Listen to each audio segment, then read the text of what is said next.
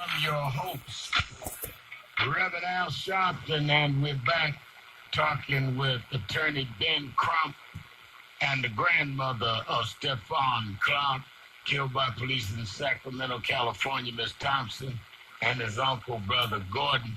You know, Ben, I've invited the grandmother and family to come to our National Action Network convention we got next in New York.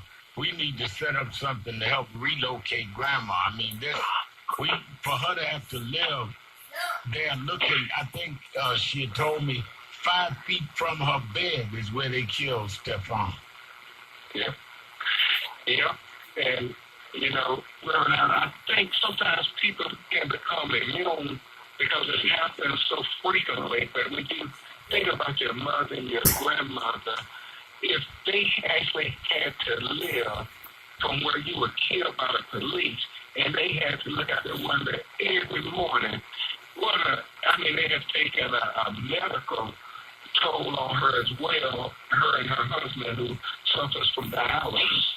Right. So diabetes and have dialysis. So if you got a few minutes, I'll let her and Curtis tell you just the suffering they're going through. And I know Reverend Harris and you all have been there with great love, and I'm just eternally grateful. But Curtis, if you and your mother want to share with the audience. Yes, sir. It's really I really don't have any words to call it, but it's a tragedy that is experienced or relived daily. And my mother and her husband are elderly, and this has only exacerbated pre-existing conditions. But now there's, nightmares. She hears sounds of the shot still in her head. Heart and its chest anxiety has increased. It's just really a tough way to live now. And mentally, it's stressing. It's trying on us all. But particularly my mother and my niece. They can't really stay here. They don't like it. Not that any of us do anymore. But psychologically, it's definitely having its impact on us. Particularly against my mother and my niece and the elder Mr. Thompson who lives here. Curtis, can I offer to Reverend Al, they have diagnosed her with post-traumatic stress disorder, PTSD, the same thing that people who are in war are diagnosed with. And it's sad that your own home is a thing that causes you post-traumatic stress disorder.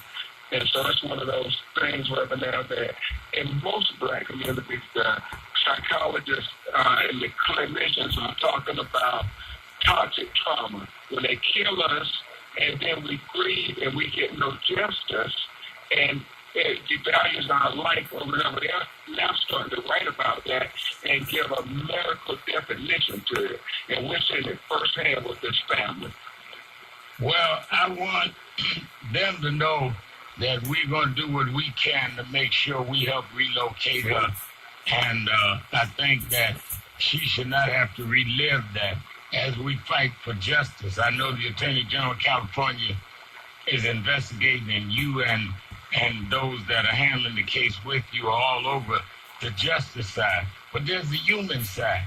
And Ms. Thompson and her husband and her granddaughter should not have to live under that. Yeah. She's 7 years old, man. What a terrible way for a child to be introduced to, unfortunately, life and death. No. And she was there in the house when she heard the gunshot, not knowing it was her grandson until 1 a.m. when they told her. Ms. Thompson? That is correct. Yeah. And Ms. Thompson, is she still there? Yeah. Okay. Anything you want to say to Reverend Al in America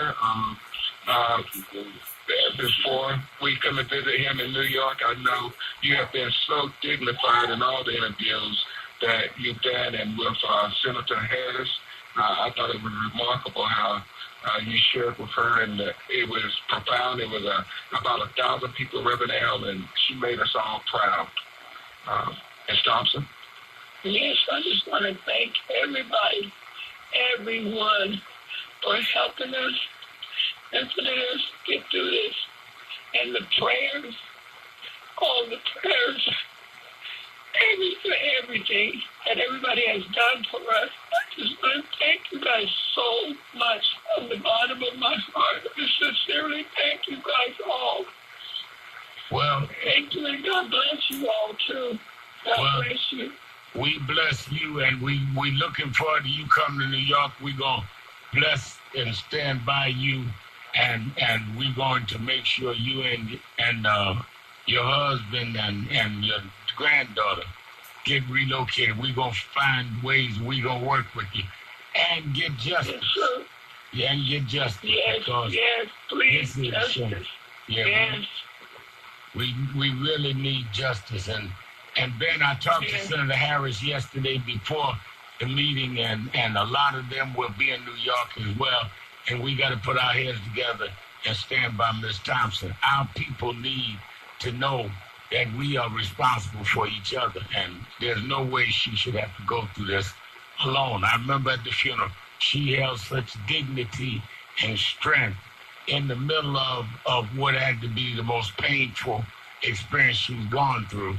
But she's standing up for us, and we've got to stand up for her and stand up with her. And Gordon and the family, standing with them. I got a beautiful message from Gordon. Y'all don't have to thank us. We thank y'all for representing and standing up to say we're not going to let them just cover this up. We want justice for Stephon. Right. Yeah, and Reverend, now let me say, before we go off, thank you for what you did at that funeral, giving all of us dignity and grace when people grieve. They tell us, oh, well, that's not appropriate. Well, you kill us, and then you criticize us for not being well-behaved victims. And without you and at that funeral taking leadership, people would have said all kind of terrible things. But you have been a leader in the courtroom, out the courtroom, in the church, in the community. So God bless you, well, from the Clark family and so many others. Well, I think that people need to know that the people grieve different ways. And people have asked me all over the country about Savante. I said, he's grieving. And the family's taking care of him, but we've got to take care of the family. And I'm just glad I was there to understand that he's dealing in pain. The whole family's dealing in pain. They express it differently. But the real cause is what happened to Stephon. Don't get caught up in distractions. If I'm in pain, don't address how I respond to the pain. Deal with why I have the pain. And that young man is just in pain, and we love and support him. That's why I just embraced him, because I wish I could take the pain, but I can't bring his brother back. But we can bring justice, and we can look out for his grandparents and his family. We can't bring Stephon back, but we can definitely stand with them. Thank you, Ram. Thank you so much to National Action Network. All right. Thank you, Ms. Thompson. Thank you, Gordon. We'll see y'all in New York. Thank you, Attorney Crump. You're always on the case. And I appreciate you so much. Thank you. God bless you.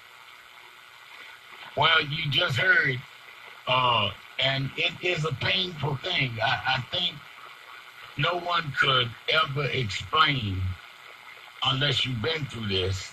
And Attorney Crump called me and said the grandmother wanted to come on because she know we've been talking about the case.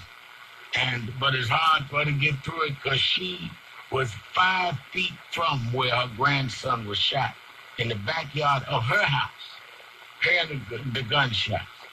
And I just sometimes think we forget the human side of this. Imagine if this was your grandchild, your child, and you were laying there. He was just in the house.